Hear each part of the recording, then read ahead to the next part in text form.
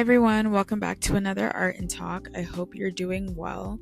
Today I wanted to talk about when God gives you a full circle moment, when life gives you a full circle moment. And I kind of just wanted to tell this as a testimony to give anybody courage.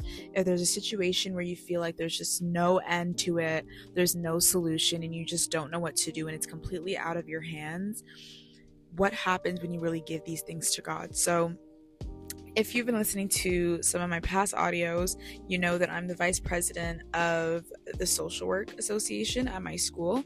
And so part of being a vice president is doing a lot of the background work, but another part of it is trying to advocate on behalf of the students and the external community. And so I'm going to tell you a little story time about how God gave me a full circle moment. So in my first year of university, God put it on my heart to give back to the community, and I started a project where I took the funds from my meal plan when I was living on residence, and I donated it in exchange for meals to give out to the homeless population. And my first year of doing this project was very low scale. It was only me and a couple other volunteers doing it, but God really showed his glory, and I saw that this idea that he put in my mind had a huge impact. And so I was like, God, you know what? This might be something that we do every single year. So fast forward, my first year finishes and I'm in my second year, and some people are asking me, like, are you going to do the initiative again? And this year, God blessed me so much with my own apartment, which I've been praying for years. And so I'm no longer living on residence, which means I no longer have access to the meal plan. But even worse than that is the school changed the meal plans. And so before it was a swipe system, so you could donate a meal. And now it's an all-you-can-eat system, which means you can't donate a meal. And so at first I was very discouraged, and I'm like, you know what, I'm just probably not going to do the project.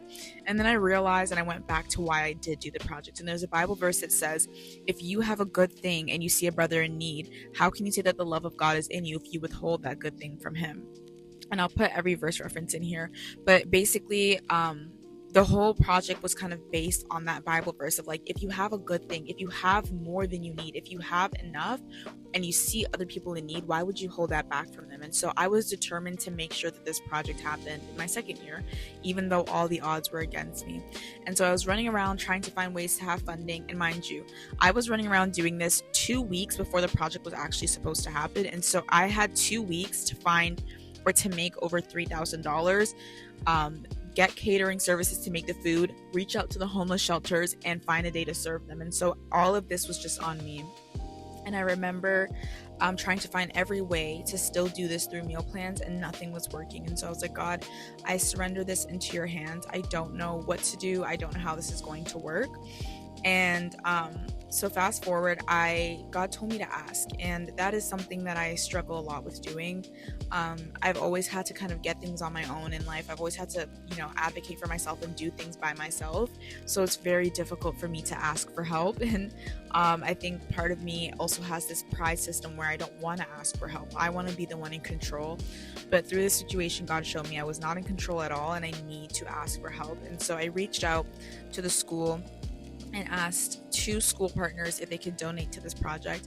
The first one got back to me and donated the exact amount that I asked for, and that completely blew my mind, because that amount would have been enough to cover 1 shelter, and I was doing 2 shelters. So I'm like, okay, well, even if we don't get the second amount, this is happening. And then I was so nervous, and I had to reach out to someone else in the school, and I asked for $2,500. And with this particular group, they're known for not giving you exactly what you want, but kind of like docking down a little bit. So I went in there expecting them to give me less than what I asked for. But even if it was less than what I asked for, it was still going to be something. And so I went in there, I did a presentation, very last minute, mind you. And so they said, do we motion to approve this? And this guy that was sitting on the board said, I motion to approve this fully. And they were like, the full amount? And he was like, yeah, the full amount. And I was just mind blown. I'm like, I was expecting them to give us like half, not even half of what we asked for, and they were trying to approve for the full amount. And so they approved for the full amount, and we got more than we needed, which was a testimony in and of itself, because I started off with $0 in 2 weeks to make something happen. And God not only gave me one sponsor, but he gave me two, and they gave me more than I asked for. They gave me more, well, not more than I asked for, they genuinely gave me more than I expected. And so basically we did the project. It was so successful. The homeless population was so grateful. And I think something that I love about the project, something I love about the initiative, is how much it truly gives back to the community. And the Bible talks about helping the lowly, helping the widow, helping the orphan, and this also includes homeless people or people who are just down in life. And I think it was something that I really needed to do. And I wanted to encourage you that, like, sometimes we're so focused on our own situations and we're so focused on what's happening in our lives, we don't see the need around us. We don't see the poverty around us. We don't see people crying out to know God around us. And so even part of the initiative, we wrote motivational cards, and I wrote, "You're beautifully and wonderfully made, and you're gonna make it through this," and like all these encouraging messages, because a lot of these people have felt like God has forgotten them. And so I encourage you to look for ways within your skill set or within your talents to give glory back to God. And so, needless to say, after all of this was done, I got praise at the end of it, which I wasn't expecting at all, because last year when I did it, it was very low key. No one really knew about it, but so many people were like, "This is a beautiful initiative." And even the supervisor of the homeless shelter was crying, and I was like, God just gave me this idea. And like, to me, I've done so much stuff in my life and never got recognition for it, that when people give me recognition for things, it doesn't really like touch me or move me in a way, if that makes sense. Like, I don't feel good about it, and I don't feel bad about it. I just feel neutral. And so while everybody's just giving all this praise and all this thanks, I'm just like, God did this, right? God fed these people. And so I go about my day, and throughout this whole entire organization, I've been overlooked, underappreciated, all these things. And I leave from my university town to go back home, and the project is over and everything's done and everything's successful. Everyone's paid. It's just perfect. And I get an email saying a notice of an award. And I'm like, an award for what? And something that I had forgot was, earlier in the year, there was a trust fund for people who were in my association, and you could apply to get a scholarship. And I applied, and the date had passed. I thought nobody won it. I was just like, I was convinced no one won it. It was what it was. And I go to my award profile to see that I won $700 from this trust fund. And I just thought to myself, and I'm sorry if I dragged on this story for too long, but I had to say everything that God made happen.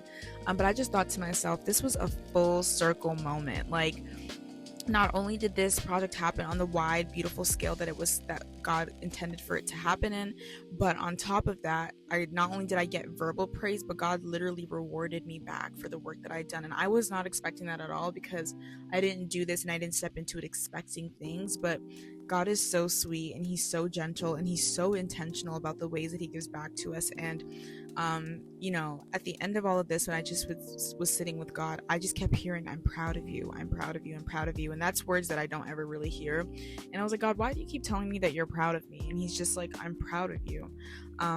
Because it took a lot of courage to take this on. It took a lot of humility to ask for things that you needed. And he gave me more than I needed, and he rewarded me with a scholarship that I thought I didn't even win.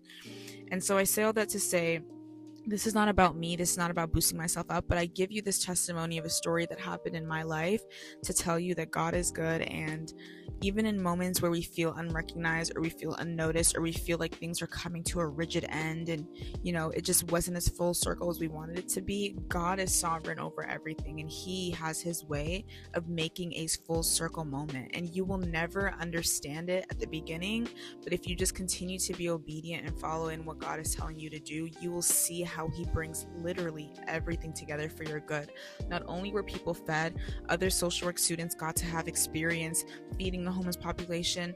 I got to have experience taking this project into the second year, and God blessed me with finances randomly. I didn't even expect it. And so I want to encourage you today that if there's something that he's putting on your heart, if there's an idea that you've yet to initiate or execute, like, you have no clue where this is going. And this started as an idea, me sitting in my dorm room, $2,000 on my meal plan, having no clue what's going to happen. I'm like, either I spend $2,000 in 1 week, or the school takes all my money back and I lose money. And God gave me this idea to feed the lowly. and I put it together in 1 week, and God blew my mind. And because of this initiative, there are homeless people who believe that God cares about them again. There are homeless people who believe that God is watching their situation, that He's sovereign over it. And so isn't it such a joy to be able to serve God and to be able to let people know His name? So I encourage you to go for that idea, launch that business, publish that article, publish that book, speak to those people, demand respect, demand resources, ask for things in those rooms that you don't feel like you're significant enough to be in. Because in our insignificance, God will show up and He is enough. Even when we don't feel like we're enough, He is enough. So I thank you for listening to this audio. I hope that you're encouraged. And I just wanted to tell you a little testimony about, not a little testimony, a big testimony about what happened in my life, because just when I thought all else failed, the one and only, the only God, there's no one like Him, showed up on my behalf. And so if He can do it for someone like me, He could definitely do it for someone like you. So be encouraged today. I thank you guys for listening to another Art and Talk, and I hope to see you back next week.